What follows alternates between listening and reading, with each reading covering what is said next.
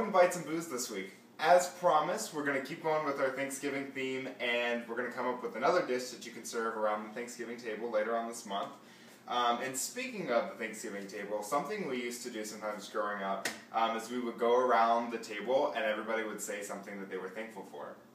Well, one thing that I'm thankful for is balls. You heard me, balls. But get your mind out of the gutter, because I'm talking about stuffing balls, and that's what we're going to make today. My sister makes the best balls ever, but we're going to see if maybe my balls can beat hers out this week. So here we go. So the first thing that you're going to want to do is you're going to want to come up with 8 cups of bread cubes. You can buy them already made, or you can make your own. You can tear them if you don't want to cut them. I prefer to cut them up, just because it's kind of fun.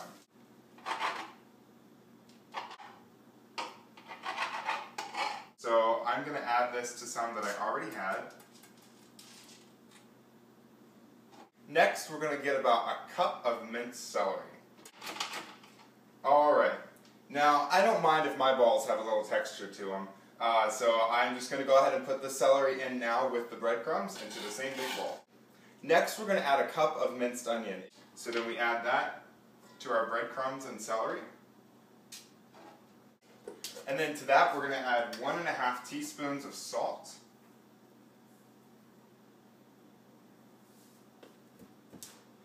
And about a teaspoon of poultry seasoning.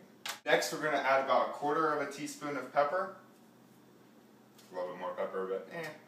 Alright, and so then we're going to grab a small saucepan, and we're going to put 2 bouillon cubes, or if you're using a granulated bouillon like I am, it's going to be 2 teaspoons of the beef bouillon. To that, we're going to put a whole stick of butter, y'all. So 1/2 cup of butter.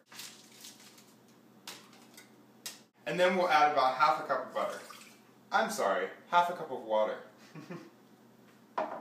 We're going to stick that over medium heat until it just mixes down and dissolves into one liquid. Alright, so be sure not to let your butter burn. And then you're just going to take that once it's all melted together, and you're going to pour it over top of the breadcrumbs.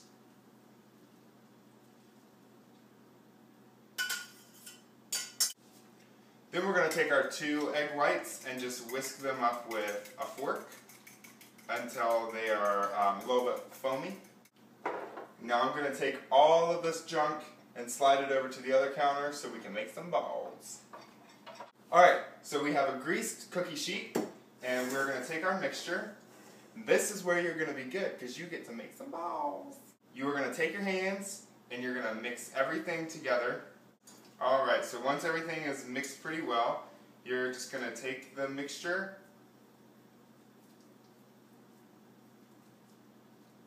and just kind of roll them into a ball. You can make your balls as big as you want or as little as you want. If you want huge, ginormous balls, get yourself some big balls. If you want some little tiny balls that are just bite-sized that you can fit a few in your mouth, make little balls. I'm a fan of medium-sized balls because you don't want them so big that you can't fit them in your mouth, but you don't want them so small that you forget they're there. So I'm going to be using probably about 1/2 cup or 1/3 cup of mixture to make my balls. And then you're just going to use all the mixture and make a bunch of balls. Stick them on your cookie sheet. Alrighty. Look at those balls. They look delicious, and they're not even cooked yet. So some of these balls are pretty big, but big balls are okay. It just means you might have to eat them a little slower. But anyways, I got 15 out of the mixture that we made. I know what you're thinking, 15? Don't balls usually come in pairs? Well, yeah, but haven't you ever heard of the oddball?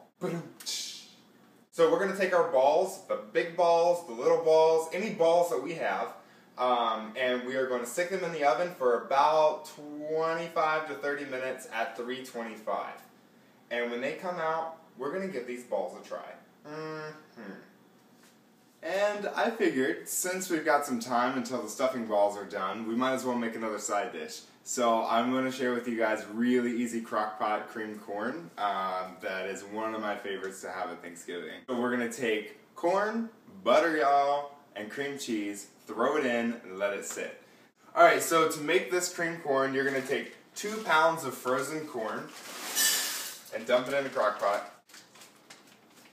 And to that, we're going to add 1 whole stick of butter, y'all. And then to that, we're going to add 8 ounces of cream cheese.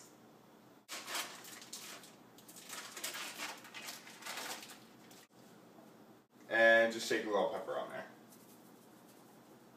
Then you put your top on, turn it to like a low, medium heat, and leave it on for an hour. And when it's done, you will have some creamy, wonderful corn that you can serve right out of the crock pot if you want to. Just move it to the table. Yeah.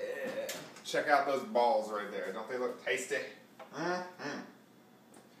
And, woo, they're hot. Probably because I just pulled my balls out of the oven.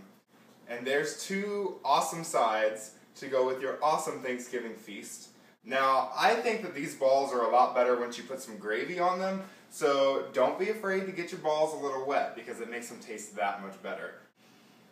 Oh, these balls smell delicious. I'm going to go ahead and gobble into them because I'm thankful for my massive balls. I'll see you next week for more Bites and Booze.